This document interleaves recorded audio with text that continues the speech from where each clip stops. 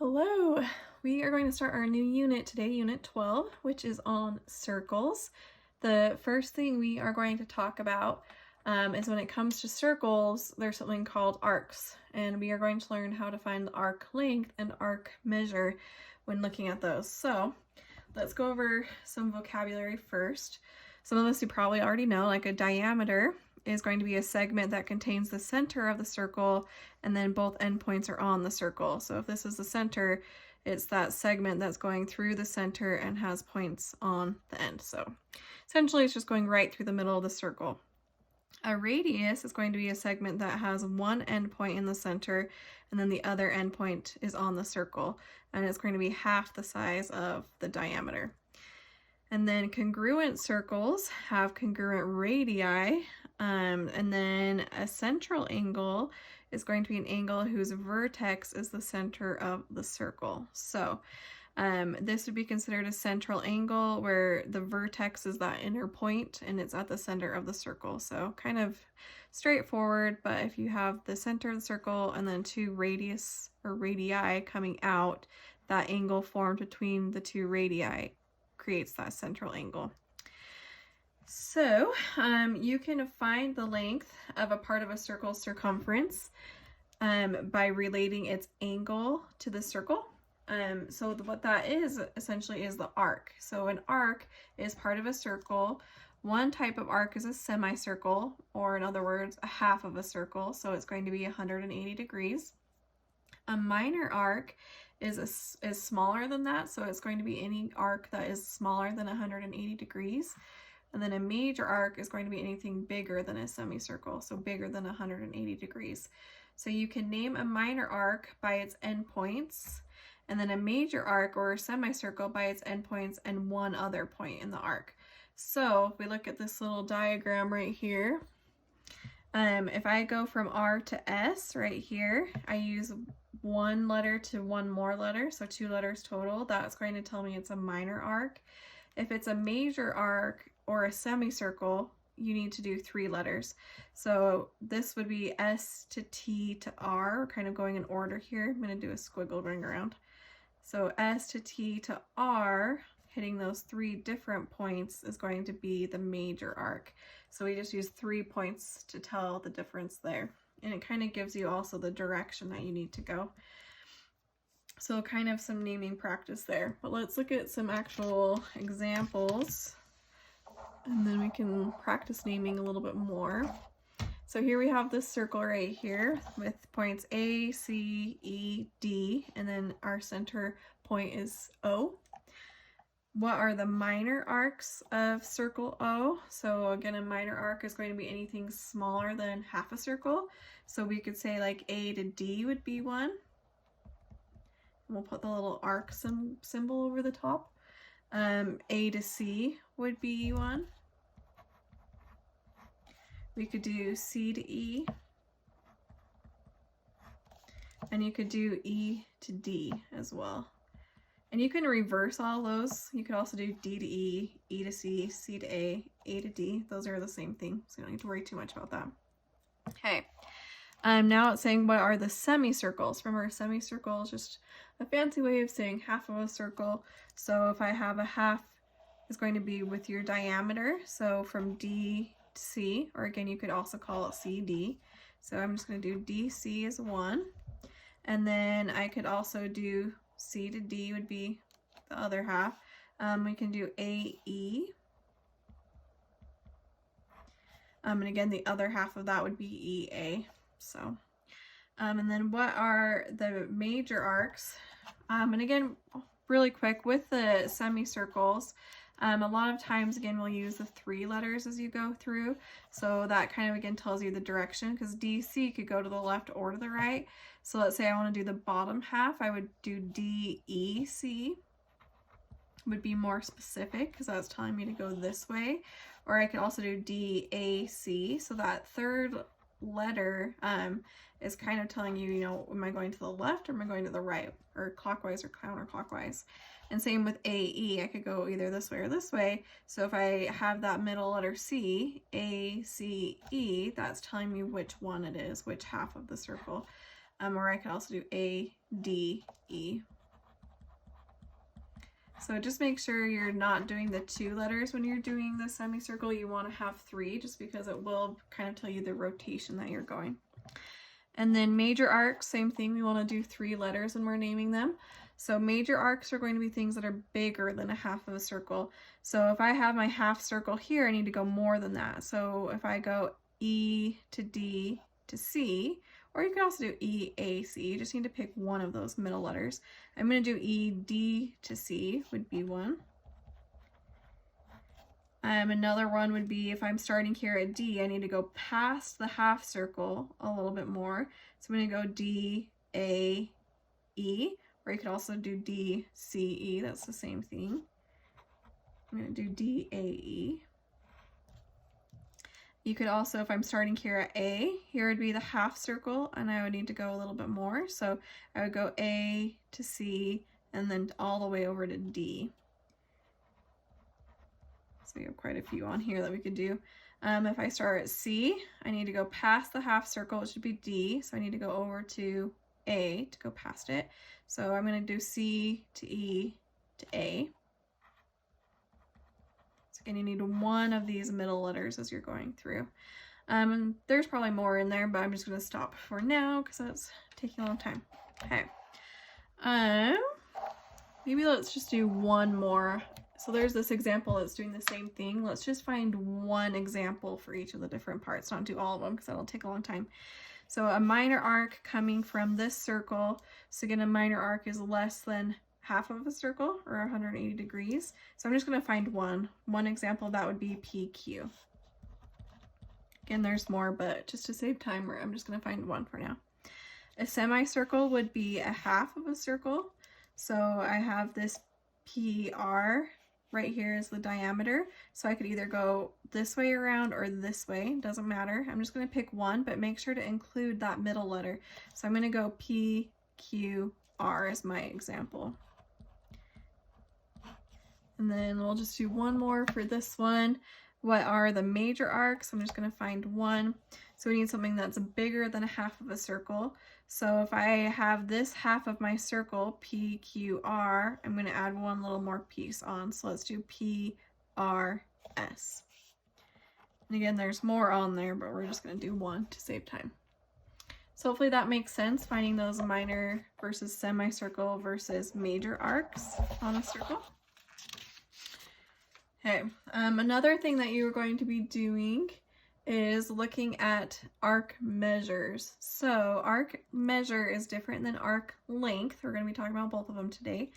So an arc measure is going to be the measure of a minor arc is going to be equal to the measure of its corresponding central angle. So if I have a little minor arc, again smaller than half a circle, its measure, the distance from R to T, is going to be the same amount as whatever that angle is. So if this inner angle, if we said like angle S here is 50 degrees, then the length of RT, or the measure, you'll see that little M written out front as the kind of notation there. This would read the measure of arc RT equals the measure of the angle RST, which is 50. So we just kind of use that same thing. Let's do the major arc.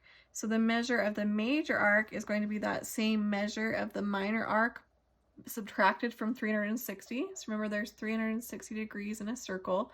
So if I want to get the major arc, it's going to be 360 minus that minor arc. So if I do 360 subtract that 50 degrees, that leaves me with 310 to come for this major arc in here. Okay, and then for a semicircle, since it's exactly half of a circle, we know it's just going to be 180. So that's a nice easy one to just kind of memorize. Adjacent arcs, remember adjacent means next to, so you can kind of tell what this is going to mean. Adjacent arcs are going to be arcs of the same circle that have exactly one point in common, so they're sharing a side. So you can add the measures of adjacent arcs just as you can add the measures of adjacent angles. So here is postulate 7, the arc addition postulate. That says that the measure of an arc formed by two adjacent arcs is the sum of the measures of the two arcs. So let's say I have this arc right here from B to C. but I also have this arc right here, BA. Well, if I want to find ABC, I would just add the two arcs together. So if I take the arc of measure AB and add it to the measure of BC, and that would give me that total. So pretty kind of obvious or straightforward, but that is the arc addition postulate. So let's practice doing some of those. So I have these two examples with these different circles here for you to look at. Let's do this one first. So we have B, C, D, and then A down here at the bottom, and O is our central point. It might be hard to kind of read this on the video, but this is 32 degrees and 58 degrees here. And we have these four different parts. So they're saying, what is the measure of each of these arcs? So part A says, what is the measure of BC?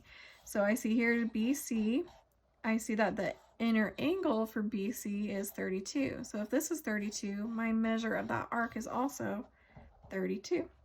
It's pretty easy, right? Now let's look at BD. So BD, remember if there's just two letters, that means it's a minor arc. So that means I just want this piece right here, not the bigger arc. So from B to D, I see I have two minor arcs in between. I have BC, which we just found is 32, and then CD, which is 58.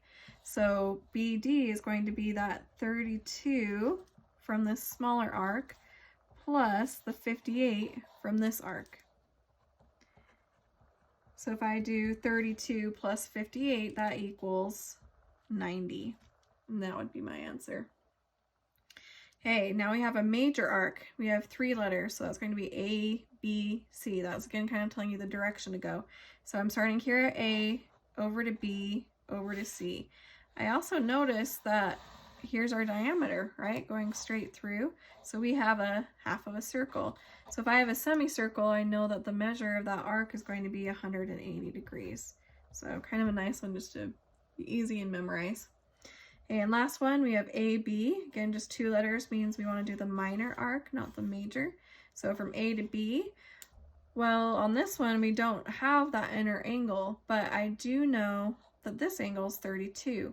And I just found that if this is a half of a circle and I subtract that 32 degrees, it will leave me with the leftover piece right here. So we're kind of doing a little bit of math there. If I want to do that 180 minus that 32, that is going to give me my answer. So 180 minus 32 is going to give me 148. So 148 would be my answer there. Okay, hopefully that makes sense. Let's do this next circle. So on this one we have P, R, S, and Q, and then C is our inner angle.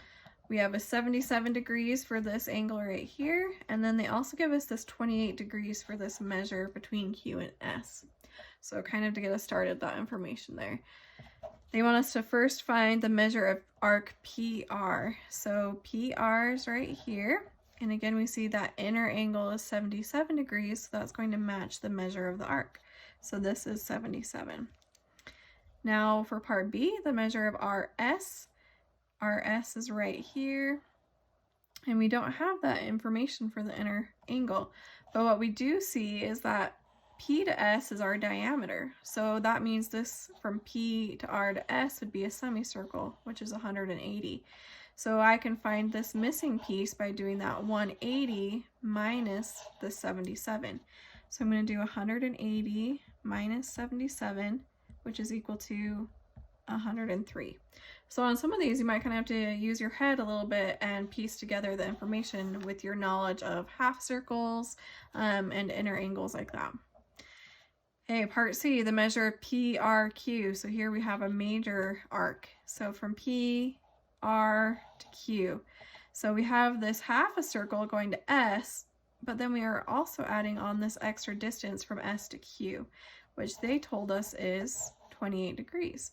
So if I use my head, I can think to add that 180 degrees from that half circle plus this little extra piece, which is 28. So 180 plus 28 equals 208 for my answer there. And then one last one, the measure of the major arc PQR. So P to Q to R. So this time it's almost the entire circle, right? We just aren't using this little top 77. So if I think about the whole circle and then subtracting that 77, I know in an entire circle I have 360 degrees, right? So if I take that 360 and minus this 77, it will leave me with that leftover PQR. So 360 minus 77, and that is going to give me a total of 283. So again, you might have to kind of piece together your answers with your knowledge of like how much is in a half circle, how much is in an entire circle, and use the information they give you to get your answers. Okay, the next little piece we're going to look at is the circumference of a circle, which you should know about the circumference of a circle, and this equation should look familiar to you. So the circumference of a circle is going to be pi times the diameter. So we can say, let me write it bigger. C equals pi times the diameter. Or let's say you have a radius. We know that a radius is equal to 2 of my diameters. So I can say that the circumference is equal to 2 pi r. So I can either use pi times the diameter if I have that, or if I am given the radius, I can use 2 pi r. So same concept, just depending on what you're given. If you're given the diameter, use this formula. If you're given the radius, use this formula. So we're going to use this here in a second when we're looking at what we call concentric circles. So concentric circles are going to be circles that have the same center. So they're kind of like overlapping. So we see here in this little diagram, we have this inner circle and then this outer circle. We call those concentric. Another kind of visual is like if you drop a pebble into water, you get those rings going around the pebble. Those are going to be concentric circles. So here is an example of what we will use with those. So let's say we have a circular track here that they're using to film a movie. So it says a 2 foot wide circular track for a camera dolly is set up for a movie scene. The 2 rails of the track form concentric circles. So here's our center that they're both centered around. The radius of the inner circle, so coming from the center to the first track, is 8 feet. Let me write that a little bit bigger. And then how much farther does the wheel on the outside track have to travel than the wheel on the inside track? So this is going to be a little bit having to do with your circumference, right? We know that this inner circle has a radius of 8. So then my outer circle, if this track is 2 feet wide, going from the inside to this first track is 8 feet plus 2 more feet. That's going to give me a radius of 10 feet from the outside track to the inside.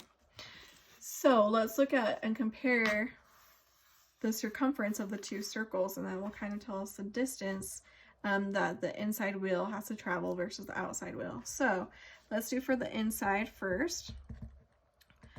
Since I was given a radius, I'm going to use the circumference equals 2 pi r. So I'm going to have 2 pi times 8 was my radius for that inside circle. So 2 times 8 is 16, and we get 16 pi. So now let's do the outside circle. So we found that the radius for the outside is 10 feet, since it was 8 plus 2 more. So if I do, again, that circumference equals 2 pi r, I'm going to do 2 pi times 10. Well, 2 times 10 is 20 pi. So if I compare the two, I know right now we're in pies. This inside wheel is traveling 16 pi around. And this outside wheel is going 20 pi around. So if I subtract the two, 20 pi minus 4 pi, 16 pi, gives us 4 pi left over. So this outside wheel is traveling 4 pi more than the inside track.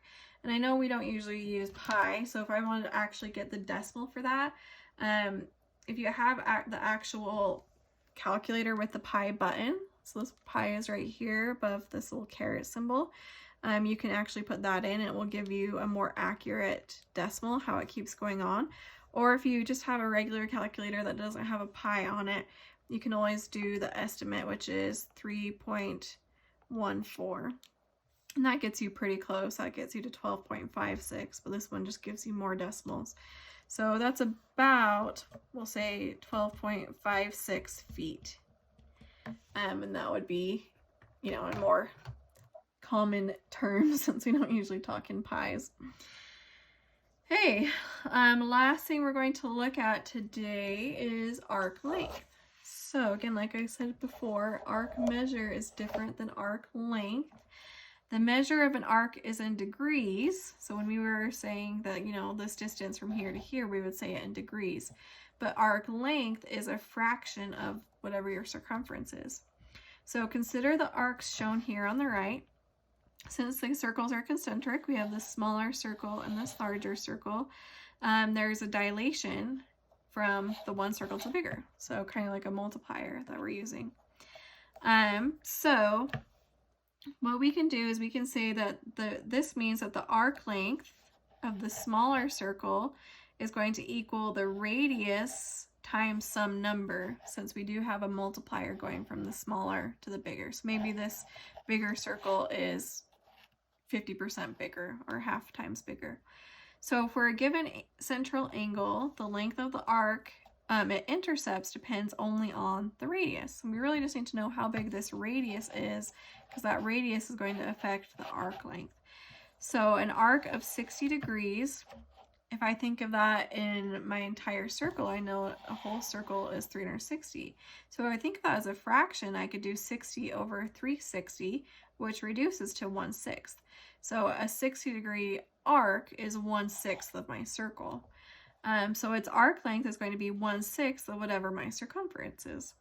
So what we're going to do is we're going to think of our arc length as, again, a fraction. So let's say this is 60 degrees. That means it's 1/6 of the entire circle. So if I know that this distance is 1/6, I can times that 1/6 times however long my actual circumference is. So that gets us to our actual formula.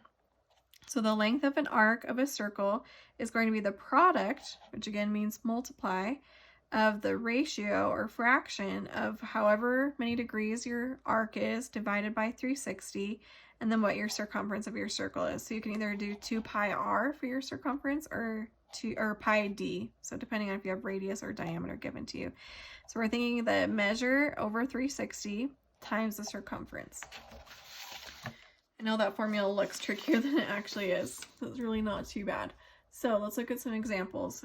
And this one I did print in black and white, so it's kind of hard to see, but it says, what is the length of each arc shown in red? If you look kind of close at the difference in the two shades, this one's a little bit lighter. That's your red arc. So we want to use this arc right here. I'm going to put a little squiggle through it. So they want to know what is the length of each arc shown in red, and leave your answer in terms of pi. So that means they don't want you to times the pi out, so don't get a decimal for it. So first I want to figure out what fraction is this arc compared to the circle. So I see that it makes a 90-degree angle. So I'm going to take that angle and divide it by 360. So I'm going to do 90 degrees divided by 360 degrees. And then reduce it. Well, 90 over 360 reduces to 1/4.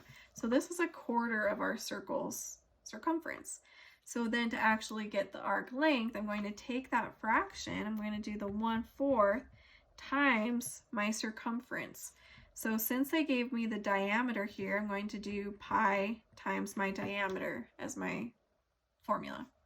Since the diameter is 16, I'm just going to plug that in for d. So I'm going to have 1/4 pi times 16. And let me just simplify it out. Well, 1/4 times 16 is 16/4.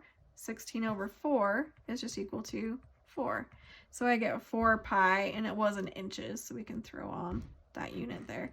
And again, they said just leave it in pies, so we don't want to get the decimal. So our answer is, we're saying this actual distance is 4 pi long. Given that the whole circumference would be 16 pi, that means this is 4 pi since it's a quarter of it. Okay, let's look at this next example. Again, the red part is this lighter part. So again, if you're at home and you have it printed out in black and white, let me do the little squiggle. It's this bigger major arc here. So on this one, notice they gave us the radius instead of a diameter. So we're going to use for the circumference 2 pi r instead of pi d. But let's first get how big this is. And they gave that to us. They told us that that's 240 degrees. So my arc length is going to be that 240 divided by 360. We want to get that fraction. And then I want to times it by the circumference, which we're going to do 2 pi r since we were given the radius as 15. So if I simplify this little first fraction here, 24 over 360, or 240 over 360, if I can talk, that reduces to be 2/3. And then 2 pi r, our radius was that 15 that they gave us. So I'm going to plug that 15 in. So again, they don't want us to get a decimal. They want us to leave it in whole terms. So I'm going to times these fractions together. You can think of this as being over a 1 if that helps. But 2/3 times 15 over 1, 2 times 15 is 30. So I get 30 over 3 times 1, which is 3. So 30 divided by 3 is 10. So we have 10 times 2 pi, which equals 20 pi. And that would be your answer. And then sometimes they'll tell you to actually round. So if they do tell you to round, you can always just times this by pi or by 3.14 if you want to do the decimal. And that will give you the actual numerical approximation of it. Okay, one more example and then we're going to be done. So this one doesn't have a picture. If it doesn't have a picture, it's okay. We can still think about it and use our head. It says, what is the length of a semicircle with a radius of 1.3 meters? And leave your answer in terms of pi. So again, we don't want to times it through by pi. So if it doesn't have a picture and you want one, you can draw a little circle. They told us what is the length of a semicircle, which again, that means half of a circle. So let's say I'm looking at this top half. They've told us it has a radius of 1.3. So that would mean this guy is 1.3 big. So another thing we know based off of this semicircle is that it's a half of a circle, which is 180 degrees, right? So I have all the information I need. I'm going to take my degree, which is the 180, and divide it by 360 total degrees, and then times it by the circumference, which since they gave us the radius, we want to do 2 pi r. So 180 divided by 360, well, that's half of a circle, so it reduces to 1/2. And then the 2 pi r they gave us was 1.3. So I'm going to plug that in. So if I times all of these numbers, the nice thing is 1/2 times 2. Let's just kind of cancel with each other. 1/2 times 2 is just 1. So I'm just left with pi times 1.3, which is 1.3 pi. And since they just told us leave it in terms of pi, we're done. But let's say they did want you to find the actual decimal point for it. You can do 1.3 times pi, which would be about 4.084. And then the decimal, or sorry, the unit was in meters, so we can add that unit on the end. So that is how you would do your arc lengths. Remember, arc measure is different than arc length. An arc measure is just saying how many degrees the arc is.